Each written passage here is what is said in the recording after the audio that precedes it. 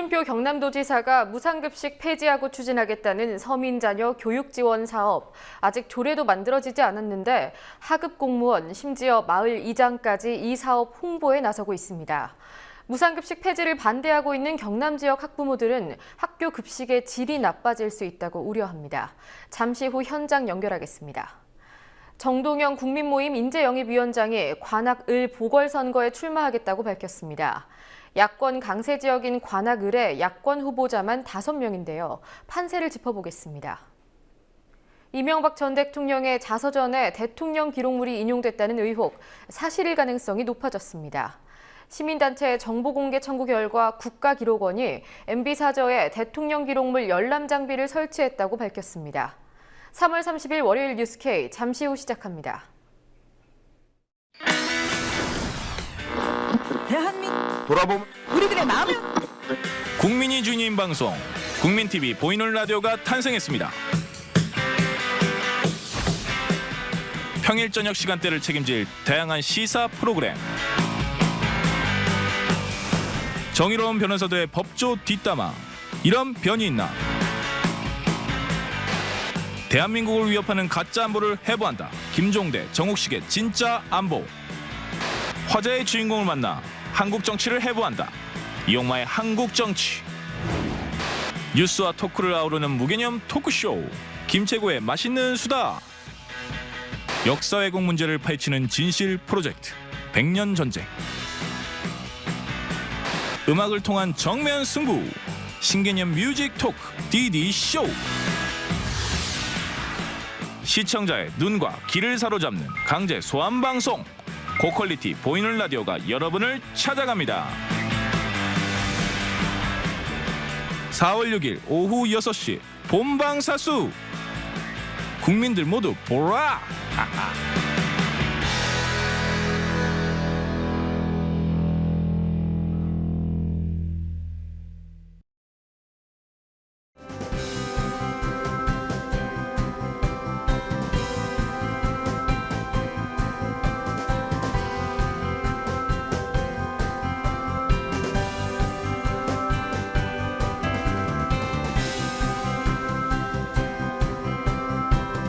4월 6일부터 뉴스K가 퇴근길에 함께합니다. 저녁 7시, 2시간 빨라진 뉴스K.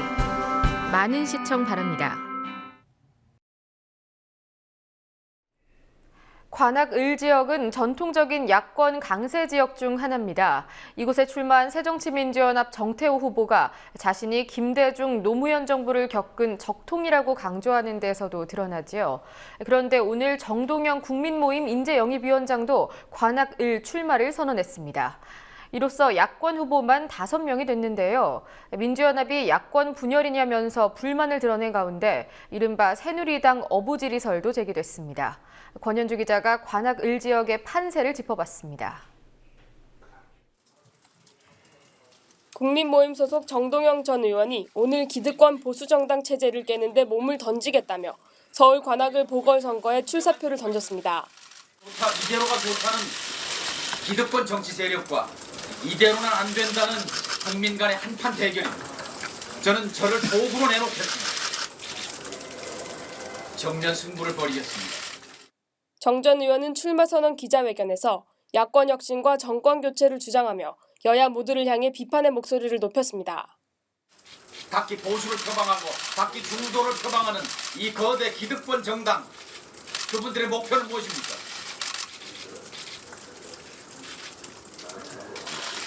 바꿔야 합니다. 앞서 정 전 의원은 지난 26일 불출마하겠다는 의사를 재차 밝힌 바 있었지만 제대로 된 대한야당을 건설하기 위해 생각을 바꿔 출마를 결정했다고 밝혔습니다. 정 전 의원이 출마하기로 결정하면서 서울 관악을에는 새누리당 오신환 후보, 새정치민주연합 정태호 후보, 정의당과 옛통합진보당 후보 등을 포함해 총 7명의 후보가 경쟁하게 됐습니다. 이 중 야권 후보만 5명으로 야당의 강세 지역인 관악의 야권표가 분산될 가능성이 높아졌습니다. 당초 이 지역에서 무난히 승기를 잡을 것으로 예상했던 새정치민주연합은 전력 차질을 우려하며 즉각 불만을 나타냈습니다. 문재인 민주연합 대표는 야권을 분열시키는 행태들이 과연 국민들의 마음에 맞는 것인지 지지받을 수 있는 것인지 의문스럽다며 누구를 위한 선택인지 또 무엇을 위한 선택인지 안타깝다고 말했습니다. 정태호 민주연합 후보자는 기자회견을 열고 대통령 후보까지 지낸 정치인이 자신이 몸담았던 당을 비난하며 출마를 강행해 야권 분열의 주역으로 전락했다고 비판했습니다. 선거의 유불리를 떠나 우리 당의 대통령 후보까지 지내신 분께서 야권 분열의 주역으로 전락하고 말았습니다. 분열의 정치로는 국민의 지갑도 지킬 수 없고 정권을 교체할 수도 없습니다. 여야 지도부는 오늘 일제히 관악구에서 현장 최고위원회의를 여는 등 표심 공세의 총력전을 펼쳤습니다. 문재인 민주연합 대표는 이번 선거가 무능한 정권을 심판하는 선거가 되어야 한다며 지지를 호소했습니다. 김무성 새누리당 대표는 야당이 27년 동안 관악을을 독점했지만 지역 발전에 도움이 되지 않았다며 야당을 심판해야 한다고 강조했습니다.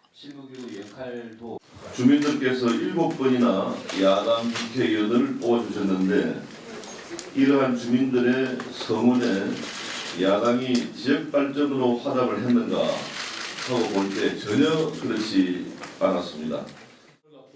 관악을 선거 구도가 혼전 양상을 보이자 여당은 야권 분열이라고 비난하면서도 야권표 분산으로 인한 반사이익을 기대하는 분위기입니다. 인지도가 높은 정 전 의원이 출마함으로써 새누리당 후보가 어부지리를 챙길 가능성도 점쳐지고 있습니다. 국민TV 뉴스 권현주입니다. 이명박 전 대통령의 자서전에 대통령 기록물에나 있을 법한 내용들이 포함됐다는 의혹. 이전까지는 말 그대로 의혹뿐이었는데요. 실질적인 정황이 드러나서 논란입니다. 국가기록원이 이명박 전 대통령 사저에 대통령 기록물 열람 장비를 설치했던 것으로 확인됐습니다. 정치권에서도 파장이 이어지고 있습니다. 김종훈 기자와 살펴보겠습니다. 안녕하십니까? 예, 이명박 전 대통령 자서전과 관련된 논란, 그 대통령 기록물을 봤다 이런 논란이 있었는데요. 사실일 수 있는 그런 정황이 드러났다고요? 네, 투명사회를 위한 정보공개센터라는 시민단체가 26일 공개한 내용입니다. 이명박 전 대통령의 임기 마지막 날인 2013년 2월 24일에 MB 사저에 대통령 기록물 온라인 열람 장비를 설치했다는 확인서가 공개됐습니다. 이 때문에 MB가 사저에서 회고록 대통령의 시간을 작성하기 위해 기밀 자료들을 열람했다는 의혹이 제기됐습니다. 그러나 행자부는 온라인 열람 장비로는 비밀 기록과 지정 기록물을 볼 수 없다고 밝혀 논란을 일축했는데요. 실제로 대통령 기록물 관리에 관한 법률 18조 3항에 따르면 온라인 열람은 지정 기록물 및 비밀 기록은 제외하고 가능하다고만 이렇게 되어 있습니다. 문제는 이전 대통령의 책 대통령의 시간을 보면 국가 안보와 관련된 기밀들이 다수 포함되어 있다는 사실입니다. 직접 확인하지 않고서는 그 책에서처럼 대화나 내용을 구체적으로 인용할 수 없을 것이란 관측인 겁니다. 그 MB 측근에서도 대리인이 가서 봤다. 몇 차례 대통령 기록관에 가서 대통령 기록을 열람했다라는 말을 하더라고요. 네. 그러면 대리인이 갔으면 네. 대리인이 지정 기록을 열람하러 가겠다라고 하는 것들이 서면으로 남아야 해요. 네. 그거는 대통령 기록물 관리법에도 나와 있거든요. 열람 장비를 설치했다라는 것 이외에 MB 측이랑 국가기록원 간에 수발신 공문이 좀 전혀 없어요. 비공개가 아니라 없어요, 아예. 그럼 그게 가능하냐, 그런 것 없이. 이미 법에도 그렇게 절차를 거쳐야 되는 걸라고 나오는데 네. 그거 없이 어떻게... 네, 이명박 전 대통령 측이 실제로 정보 열람 요청을 한 겁니까? 네. 정보공개센터는 이 부분도 직접 확인을 했습니다. 이 전 대통령이 행자부 해명대로 온라인으로 대통령 기록물을 확인하지 않았다면 국가기록원에 방문 기록이 남았을 것 아니냐고 주장을 했습니다. 그러나 국가기록원 측이 내놓은 답변은 정보 열람과 관련해 이 전 대통령과 주고받은 공문서 내역은 정보 부존재라 밝혔습니다. 정보 부존재. 말 그대로 이 전 대통령 측에서 직접 와서 기록물 정보 열람 요청을 하지 않았다는 겁니다. 정보공개센터 측은 남북 정상회담 관련 NLL 논란에서 그랬듯 이번에도 누군가는 거짓말을 하고 있다고 주장했습니다.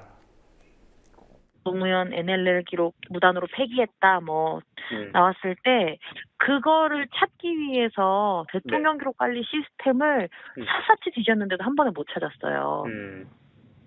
지정 기록은 활용을 목적으로 하는 게 아니라 보호를 목적으로 관리가 돼요. 네. 그래서 그냥 네이버에서 검색하듯이 찾아질 수 있는 게 아니에요. 검색어 지정이나 이런 것들이 되어 있지도 않고요. 네. 그래서 그거를 그냥 아무런 네, 애초에 이명박 대통령 측은 의혹이 제기되자 열람 장비를 사저에 두는 것은 상식적으로 말이 안 된다고 했다가 지정 기록물은 확인할 수 없었다며 열람 장비의 설치만 인정했습니다. 2008년 고 노무현 전 대통령이 봉하마을로 대통령 기록물을 가져가려 하자 강하게 이의 제기했던 이명박 전 대통령이 이번에는 자신이 문제 삼았던 것에 발목이 잡힌 겁니다. 예, 그리고 이 전 대통령 관련 소식을 하나 더 보도록 하겠습니다. 이른바 MB정부 해외 자원 외교에 당시 청와대가 직접적으로 개입했다는 그런 정황이 확인됐다고요? 네, 그렇습니다. 최민희 민주연합 의원이 확보한 내용을 한겨레가 공개했는데요. 실패한 해외 자원 개발 사업으로 평가받는 이라크 쿠르드 유전 개발 계약 추진 당시 청와대와 지식경제부가 한국석유공사로부터 진행 현황을 보고받았고 계약 추진 방향을 제시했던 것으로 드러났습니다. 이는 해외 자원 개발은 에너지 공기업들이 한 것이라는 MB정부의 최근 주장과 배치되는 건데요. 최 의원이 공개한 문건에는 2008년 4월 13일 당시 김동선 청와대 지식경제비서관과 2명의 행정관이 석유공사 관계자를 불러 2시간 30분 동안 회의를 진행한 것으로 나타났습니다. 네, 이 자리에서 민간 기업들의 금융 조달 문제가 해결되지 않고 있다는 석유공사의 설명에 김 비서관은 자금 조달 방안에 대한 구체적인 합의가 없음을 대통령이 보고받았을 경우에 문제가 될 소지가 있음을 우려 표시했다고 나타나 있습니다. 결국 이명박 전 대통령의 의중을 사업에 반영했음을 강조한 겁니다. 쿠르드 유전 개발 사업은 당시 대통령직 인수위원회 국가경쟁력 강화 특위의 투자유치 TF가 관여하고 2월 14일 MOU 체결에 앞서 대통령 당선인 신분인 이명박 전 대통령이 한국을 방문한 쿠르드 자치정부 총리를 만나서 협력을 약속해 MB 자원외교 1호로 불리는 사업입니다. 당시 정부와 언론은 최대 20억 배럴의 원유와 10억 달러 상당의 건설 사업을 수주했다고 대대적으로 알렸지만 현재 크루드 유전 개발 사업은 4,400억을 투자했지만 20억 배럴은커녕 최소 3,300억 원의 손실을 본 것으로 추정되고 있습니다. 예, 정권이 바뀌고 나서야 계속 드러나는군요. 세월호 소식도 알아보겠습니다. 세월호 가족협의회가 세월호 특별법 시행령안 철회를 요청하면서 416시간 농성에 돌입했다고요? 네, 오늘 세월호 가족협의회는 정부가 지난 27일 발표한 세월호 특별법 시행령의 전면 폐기를 요구했습니다. 세월호 유가족들이 눈물로 정부가 발표한 시행령을 거부하는 이유가 있는데요. 관련 발언 직접 들어보시겠습니다. 이런 시행령안은 진상규명 자체를 아예 무기력화시키려고 하는 정부의 아주 의도적인 계획이라고 생각이 됩니다. 네, 전명선 위원장이 직접 밝혔듯 현 정부가 이번에 발표한 내용은 세월호 조사특위가 정부에 제출한 내용보다 한참 후퇴한 내용입니다. 애초에 세월호 특위에서 요구한 인력 규모는 125명이었습니다. 상임위원 5명과 공무원 50명, 민간 채용 70명으로 구성됐는데요. 이번에 해수부안을 보면 이 인원이 상임위원 5명, 공무원 42명, 민간인 43명으로 대폭 줄었습니다. 여기에 그치지 않고 정부안은 조사를 지휘하고 종합보고서 작성 업무를 총괄하는 기획조절실장에 해수부 파견 공무원을 임명하도록 했습니다. 세월호 진상규명과 특별검사 임명 등 조사 업무 최일선에 나서는 조사 1과장도 일반직 공무원이 맡게 됐습니다. 네, 오늘 세월호 유가족들이 경찰과 충돌하는 상황도 있었다고 하던데요. 네, 그렇습니다. 가족들이 반발하는 이유가 분명한데요. 그 사건에 책임이 있는 조사 대상 기관 공무원들이 조사특위 대부분의 요직을 장악한 겁니다. 이 때문에 세월호 유가족들은 일주기인 4월 16일까지 416시간 농성을 하기로 결정했습니다. 실제적인 권한과 책임을 갖고 있는 사람들이 앞장서서 방해하고 있는데 아무리 국민이 나라의 주인이라고 하더라도 꼭 이럴 경우에는 국민의 목소리는 온데간데 없이 사라져버리는 이러한 현실 속에서 과연 무엇을 할 수 있겠습니까? 네, 가족들은 기자회견을 마치고 청와대를 항의 방문하려 했지만 채 50m도 가지 못하고 경찰에 제지를 당했습니다. 이 과정에서 심한 충돌이 있었는데요. 가족들의 의견 전달에 경찰은 불법 집회를 한다며 체증하고 길을 막았습니다. 네, 세월호 유가족들은 세월호 인양과 올바른 시행령 제정을 위해 오는 토요일과 일요일 안산 합동분향소에서 광화문 광장까지 도보 행진을 할 예정입니다. 예, 김종훈 기자 수고하셨습니다.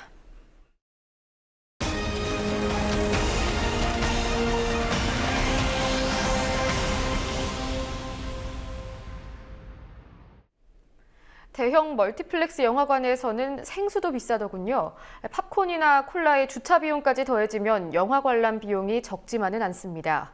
영화관 개선 캠페인을 진행 중인 시민사회단체들이 멀티플렉스에 대한 시민들의 의견을 오늘 영화사 측에 전달했습니다. 시민의 힘으로 영화관을 바꾸기 위한 행동, 어떤 문제점들이 지적됐는지 강신혜 기자가 보도합니다.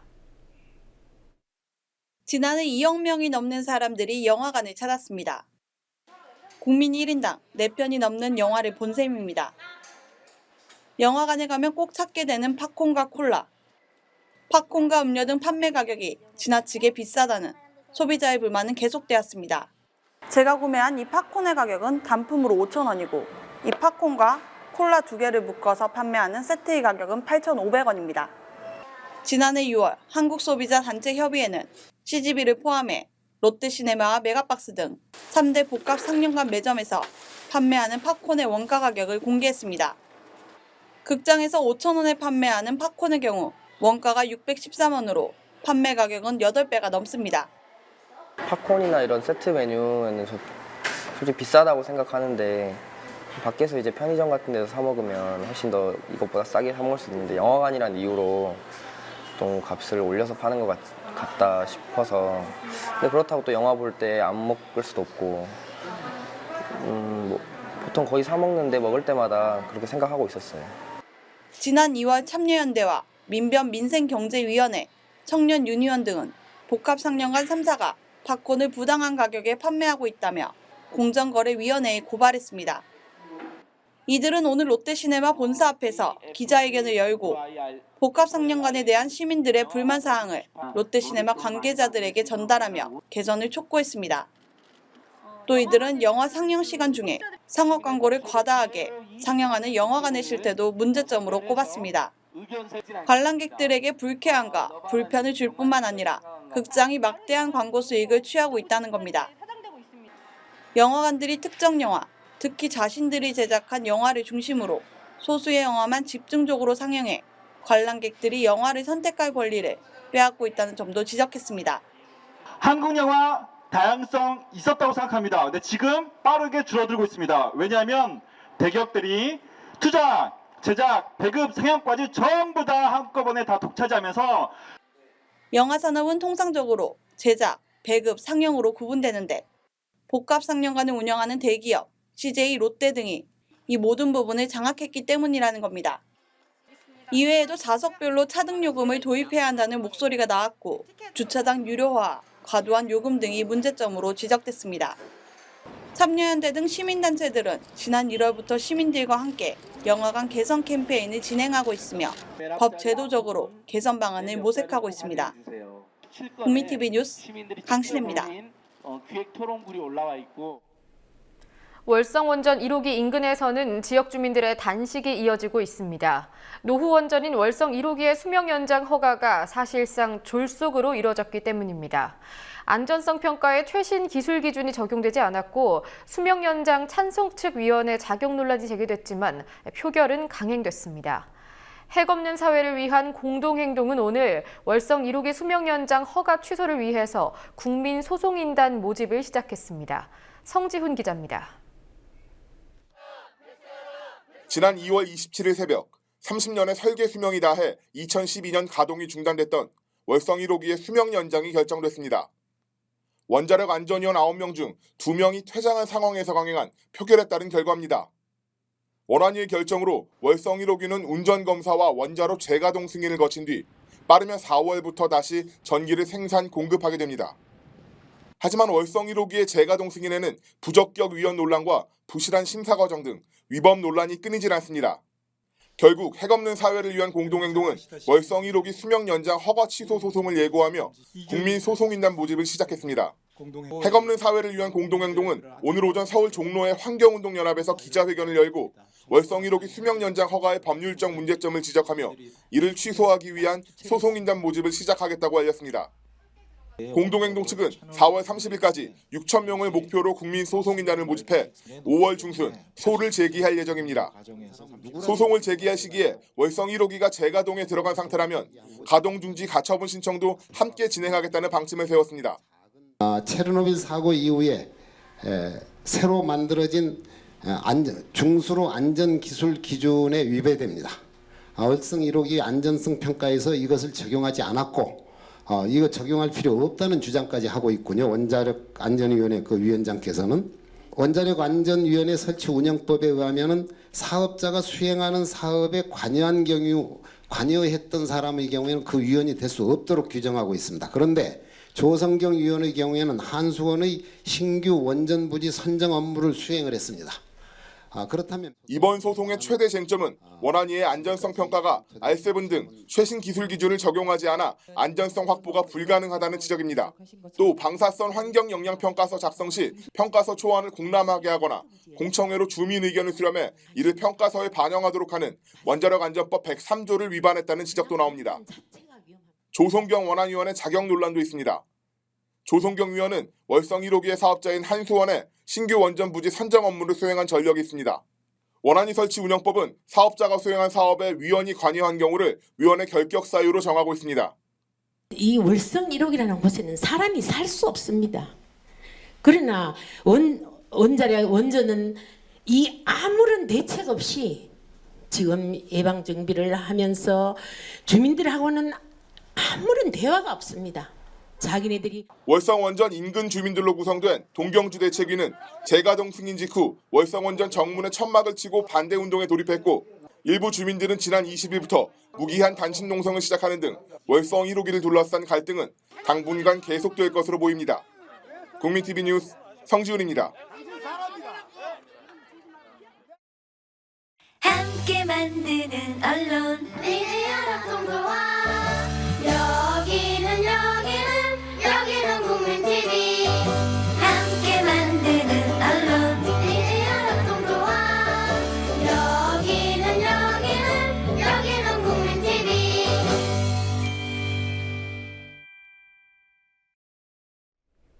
지난 주말 도심 한복판에서 싱크홀이 발생했다는 소식이 잇따랐습니다.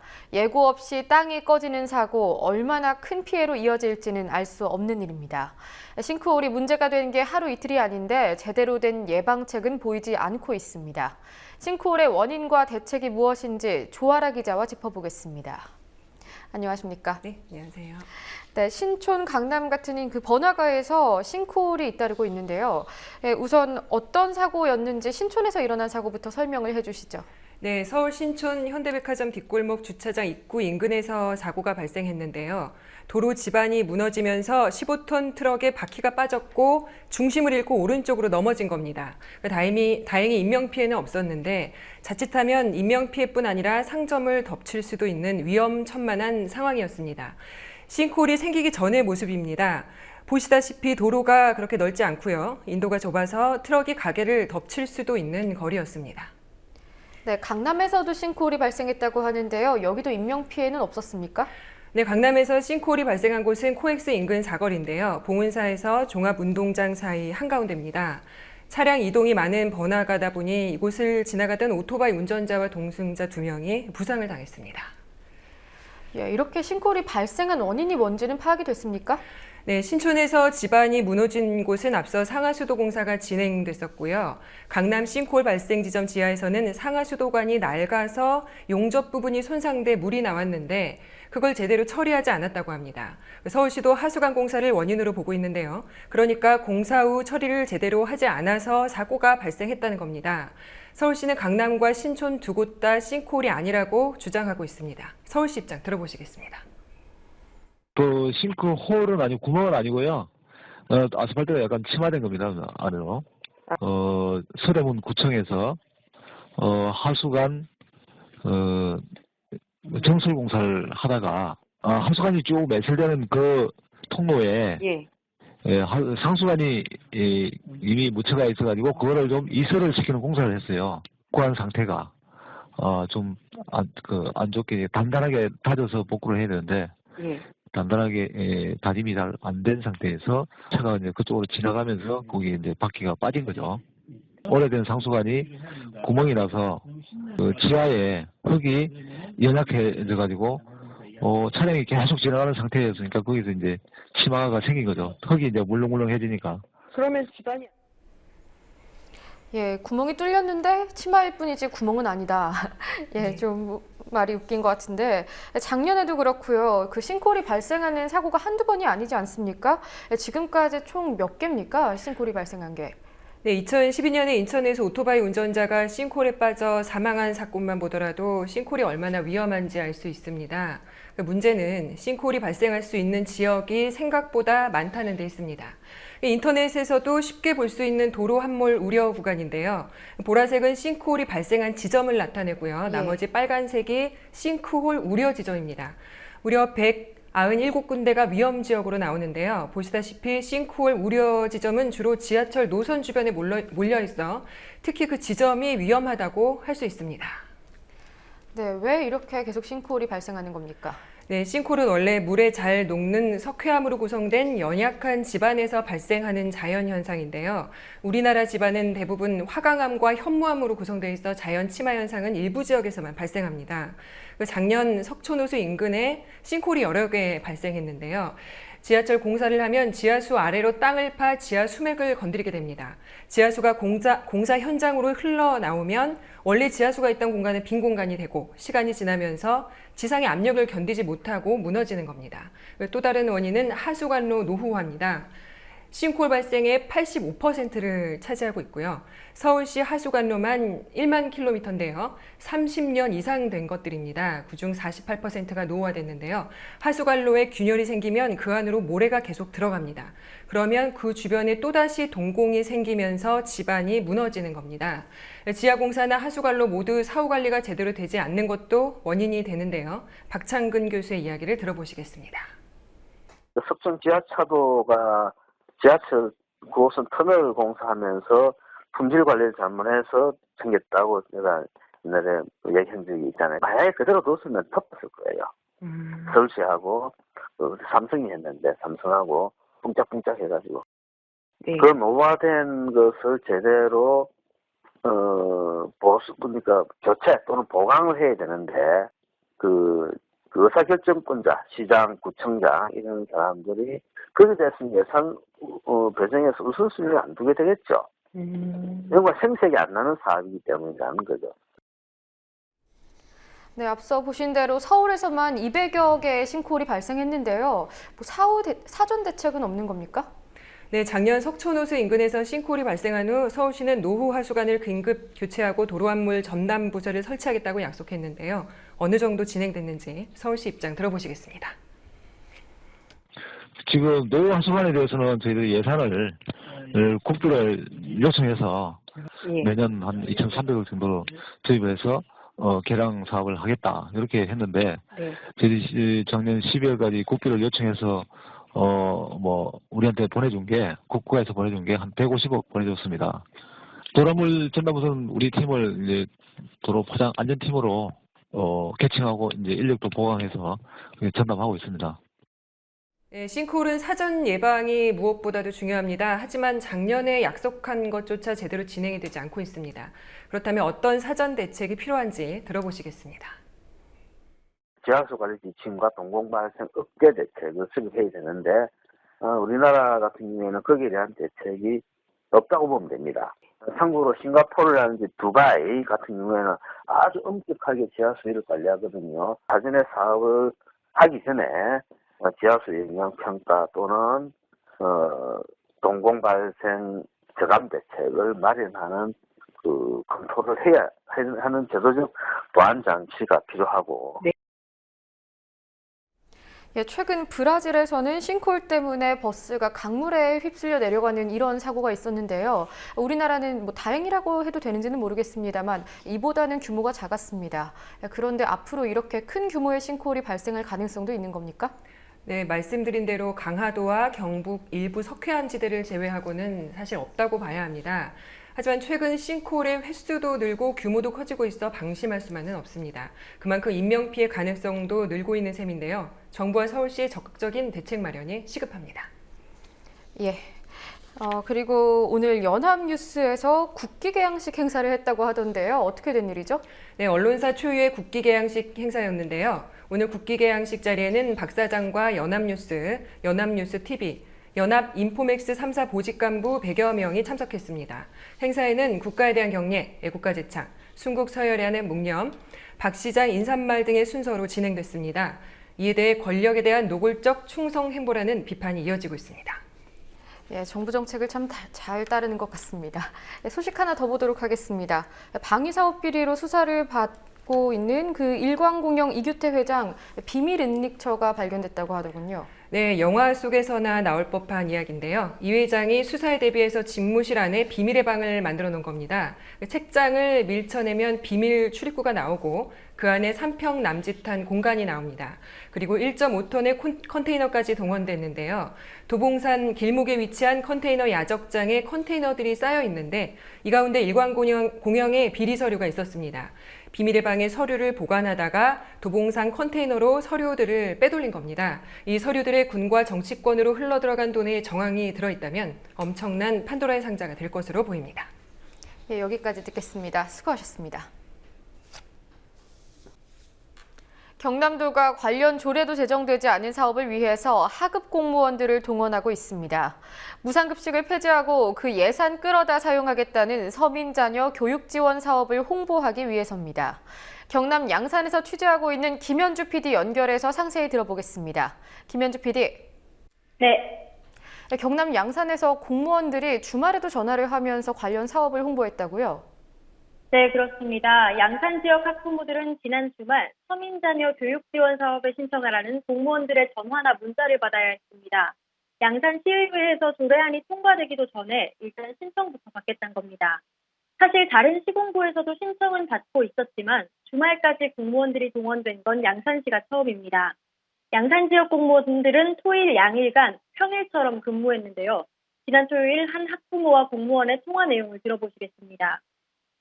그거 지원 조례안이 아직 통과가 된 게 아니라고. 예. 그런데 이렇게 먼저. 네, 하시면 됩니다. 아, 그냥 일단은 뭐 조례 통과된 거 4월 3일이니까 예, 4월 3일 안에 지금 신청을 하셔야 되거든요. 아, 근데 사람들이 또 조례안이 통과가 안 됐기 때문에 나중에 뭐 이거 의미가 없다고 그렇게 이야기를 하는 거예요. 그래서 어떻게 해야 될지 몰라서. 아니, 신청하시면 됩니다, 기간은. 아, 네, 들으신 것처럼 막무가내로 신청을 하면 된다 이렇게 주장하는데요. 학부모들은 양산시가 마치 국가 비상사태인 것처럼 제대적인 사업 홍보에 나섰다고 주장합니다. 문자는 물론이거니와 마을별 이장들이 동원되어 홍보를 했으며 아파트 관리실을 통해 방송을 보내거나 국가 비상상태도 아닌데 하급 공무원을 이렇게 자신들의 사조직처럼 유용한다는 것은 있을 수 없는 일이다. 네, 공무원뿐만 아니라 마을 이장까지 돌아다니면서 신청서를 받는다 이런 말이 있던데요. 누가 지시한 겁니까? 일단 확실하게 밝혀지진 않았지만 양산시가 주도한 것으로 추측만 하고 있습니다. 공무원들의 주말 근무를 결정한 것도 양산시이기 때문인데요. 참고로 양산시는 경남도 18개 시군구 가운데 가장 먼저 무상급식 중단을 선언한 곳입니다. 마을이장이 신청서를 돌렸다는 사실은 양산 지역 학부모 커뮤니티에 한 학부모가 글을 올리면서 알려졌습니다. 이곳에는 토요일 오후에 이장님이 직접 신청서를 가져오셨다 이렇게 적혀 있는데요. 누구의 지시로 신청서를 돌린 것인지 해당 이장에게 확인하기 위해 수소문한 끝에 통화는 할 수 있었는데요.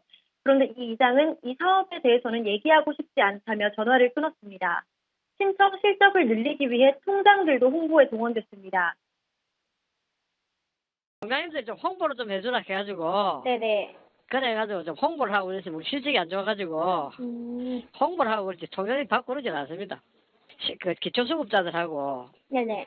그 차사익개천 같은 경우에는 우리가 그 신청서만 하면 되거든요. 네네. 나머지 사람들은 소득관계 증명서 서류가 좀 선정이 되게 복잡합니다. 네네. 그래가지고 우리가 뭐 지금 통장님들 같은 경우에는 막 우리가 그 차사익개천하고 그 기초수급자. 네네. 요 사람들은 명단이 있거든요. 네네. 그거는 마을별로 이제 몇 명씩 되고 있길래 그 사람들은 신청 좀 해주라고.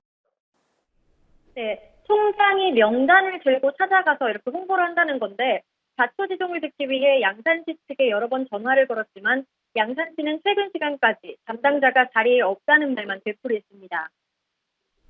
네, 시의회에서요. 그 서민자녀 교육 지원 사업과 관련된 조례안이 통과되지 않았는데 그 전에 신청을 받을 수 있는 겁니까? 네, 일단 경상남도 차원에서 신청을 받고 있기 때문에 법적인 문제는 없다는 게 시의회의 판단입니다. 도에서 확정이 되다 보니까 네네. 이제 도 정책으로 일단 받고 있는 것 같아요. 그래서 그 뭐 받는 거에 대해서는 그 법률 위반은 아닌 걸로 저희들 의회에서 판단하고 있습니다. 경상남도는 2주 전인 3월 16일부터 4월 3일까지가 신청 기간이라고 밝혔는데요. 그러니까 양산시의회에 안건이 올라가기도 전에 신청이 끝나는 겁니다. 그런데 당초 오늘부터 임시회를 열고 서민자녀 교육지원 조례안을 심의하려고 했던 양산시의회가 돌연 임시회를 한 달 연기했습니다. 사실은 오늘부터 이제 임시회를 하려고 원래 계획을 잡았었는데, 네네. 조금 더 이게 아마 또 고민을 좀 해봐야 되겠고, 이런 수렴도 하고 해서 우리 좀, 필요가 있어서, 네네. 조금 이게 시간을 좀 늦췄습니다. 한 달 정도 아마 딜레이 될 것 같습니다. 그럼 네네. 임시회를 언제 여시는 거예요? 4월 말이나 5월 초쯤에 열려고 지금 계획을 잡고 있습니다. 이렇게 4월 말이나 5월 초쯤이라고 말하는데 이 시기는 굉장히 미묘한 시기입니다. 4.29 재보궐선거에 악영향을 미칠까봐 선거 이후로 심의를 미룬 것은 아닌지 의심되는 부분입니다. 네, 아직 통과도 되지 않은 조례안을 참 열심히도 홍보하는 모습입니다. 그런데 학부모들은 계속해서 반발하고 있다고 하더군요. 네, 오늘도 학부모 60여 명이 양산시청 앞에서 기자회견을 열었습니다. 경남도가 급식비 대신 교육비를 지원해 개천에서 용인하게 하겠다는 건 현실적으로 불가능하다는 주장입니다. 1년에 50만 원, 한 달에 4만 1천 원 정도의 돈이다. 이 돈이면 학원 하나도 갈 수 없는 애매한 돈이다. 하지만 이 돈이면 웬만한 학교는 한 달 급식을 할 수 있는 돈이다. 또 학부모들은 학생 수가 적은 농촌 학교들은 급식비 단가가 높아져서 도시학교보다 더 많은 돈을 내야 한다고 주장하는데요. 학부모님의 말 들어보시겠습니다. 네, 3월 달에 저희들은 일단 그렇게 협의가 되어서 1,850원 하루에. 저희는 학급수가 많아요. 보통 한 학년에 8학급이 되니까 가격이 조금 다운이 된 부분이 있더라고요. 석계니, 상북, 면이니 하는 데 가면 학급수가 적어요. 4학급씩. 그럼 걔네들은 한 끼가 3,330원이 됩니다.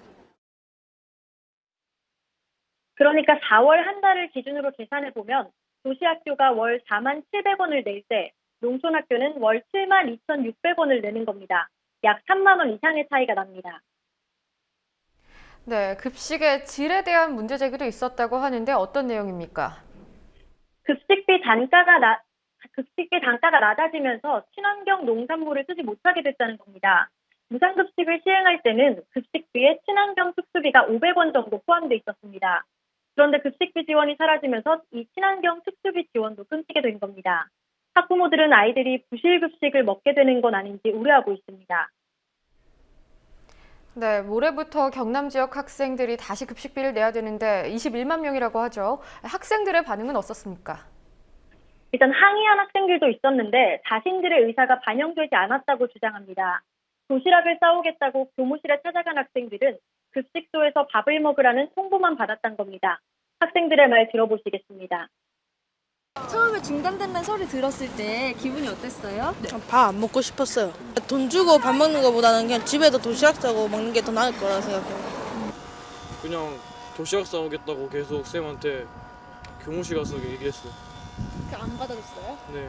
몇 명 애들은 돈 내고 먹고 돈 안 내고 먹고 이러면 좀 불공평한 것 같아요. 학생들한테는 그런 것보다 차라리 더 밥 주고 밥 많이 주고 공부 열심히 해라 이렇게 얘기하는 게 더 나을 것 같아요. 김현주 PD 수고하셨습니다. 네.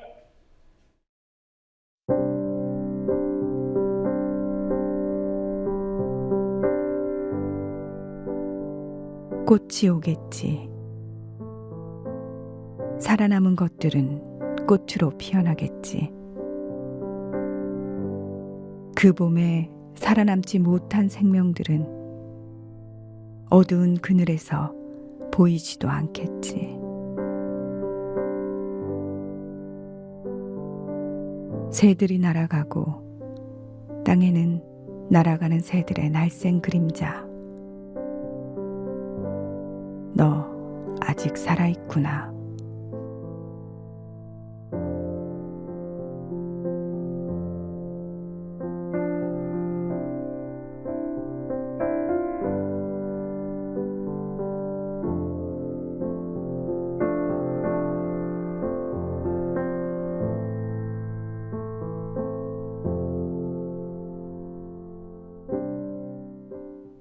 3월 30일 월요일 뉴스K 마칩니다. 시청해주셔서 고맙습니다.